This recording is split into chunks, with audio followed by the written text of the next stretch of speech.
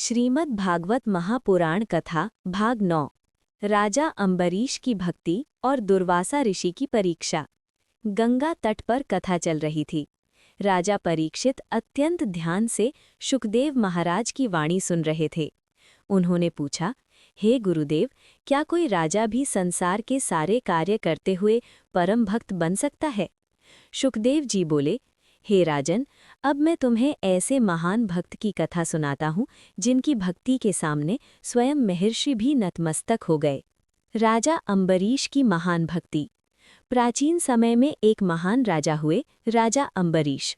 वे अत्यंत धर्मात्मा और भगवान विष्णु के अनन्य भक्त थे।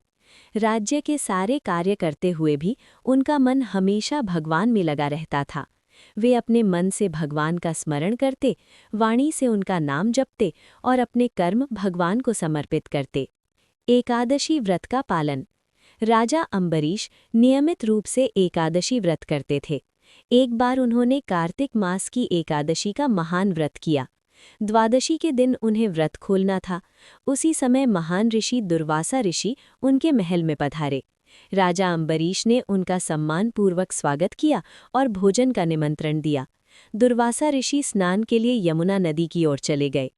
कठिन परिस्थिति। समय बीतता जा रहा था। द्वादशी का समय समाप्त होने वाला था। यदि राजा व्रत न खोलते तो व्रत भंग हो जाता, और यदि दुर्वासा ऋषि के आने से पहले भोजन करते तो उनका अपमान होता। तब विद्वानों ने सलाह दी कि केवल जल पी लेने से व्रत भी खुल जाएगा और भोजन भी नहीं माना जाएगा। राजा अम्बरीश ने भगवान का स्मरण कर थोड़ा जल ग्रहण कर लिया। दुर्वासा ऋषि का क्रोध। जब दुर्वासा ऋषि लौटे और उन्हें ये बात पता चली तो वे क्रोधित हो गए। उन्होंने अपने जटा से एक भयंकर राक्षस उत्पन्न किया और उसे राजा अम्बरीश को मारने का आदेश दिया। लेकिन उसी क्षण भगवान का दिव्य अस्त्र सुदर्शन चक्र प्रकट हुआ। सुदर्शन चक्र ने उस राक्षस को नष्ट कर दिया और दुर्वासा ऋषि के पीछे पड़ गया। दुर्वासा ऋषि की शरणागति। भयभीत होकर दुर्वासा ऋषि ब्रह्मा जी के पास गए, फिर भगवान शिव के पास गए, लेकिन किसी ने भी उन्हें सुदर्शन चक्र से बचाने में सहायता नहीं की। अंत में वे भगवान विष्णु के पास पहुंचे। भगवान विष्णु ने कहा, मैं अपने भक्तों के अधीन हूँ, तुम्हें राजा अम्बरीश से ही क्षमा मांगनी होगी। भक्त की करुणा। दुर्वासा ऋषि तुरंत राजा अम्बरीश के पास लौटे और उनसे क्षमा मांगी। राजा अम्बरीश ने विनम्रता से भगवान से प्रार्थना की।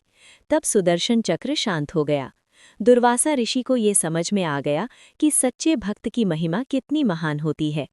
कथा का संदेश। शुकदेव महाराज बोले, हे राजन, जो व्यक्ति सच्चे मन से भगवान की भक्ति करता है उसकी रक्षा स्वयं भगवान करते हैं। राजा परीक्षित ये सुनकर अत्यंत भावुक हो गए। समापन। ये थी श्रीमद् भागवत महापुराण कथा भाग 9। भाग 10 में आप सुनेंगे भगवान श्री कृष्ण के जन्म की अद्भुत और दिव्य कथा।